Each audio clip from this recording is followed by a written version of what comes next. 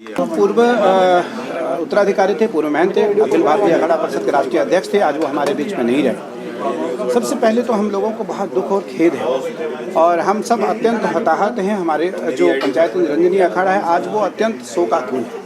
लेकिन मठ की परंपरा न बिगड़े, मठ की परंपराओं में किसी प्रकार की कोई क्षति ना हो, किसी प्रकार का कोई नुकसान ना हो, इसलिए पूज्य नरेंद्र गिरि जी महाराज ने एक अपना रजिस्टर्ड वसीयत उत्तराधिकारी के रूप में बलबीर पुरी को कर गए थे।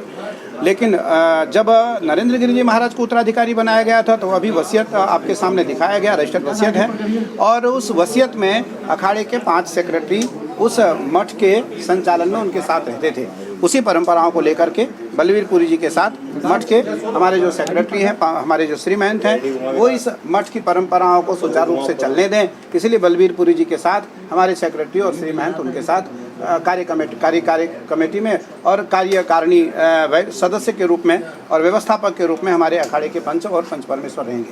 किनको बनाएंगे? बोर्ड का जो अधिकार होगा, बोर्ड को जो अधिकार प्राप्त होंगे वो अधिकार होगा कि मठ की परंपरा खराब ना हो, मठ की जमीन जायदाद ना बिके, मठ की मर्यादा का उल्लंघन ना हो, भारतीय संस्कृति का अपमान ना हो और संत समाज का जो कार्य है उसको उस प्रकार से बलबीर पुरी जी करेंगे। यदि कहीं भी किसी प्रकार की कोई ऐसी समस्या मठ में दिखाई पड़ती है, गद्दी में दिखाई पड़ती है, तो निसंदेह जो हमारा बोर्ड के सभी मेंबर हैं वो उस पर एक्शन लेंगे। फाइनेंशियल लोग तय करेंगे। अभी तो हमारी महंताई की बात है, महंताई हम करेंगे और बोर्ड का गठन करने जा रहे हैं। बोर्ड का गठन करेंगे, उसके बाद बोर्ड गठन करने के बाद जो जैसे आप देख रहे होंगे पूज्य रविंद्र पुरी जी महाराज मनसा देवी ट्रस्ट के अध्यक्ष हैं और पंचायती श्री निरंजनी अखाड़े के सचिव हैं। इनके द्वारा कोरोना काल में इनके द्वारा उत्तराखंड के अन्य आपदाओं में कितनी बड़ी राहत सरकार को दी गई, कितनी बड़ी राहत जनमानस को दी गई।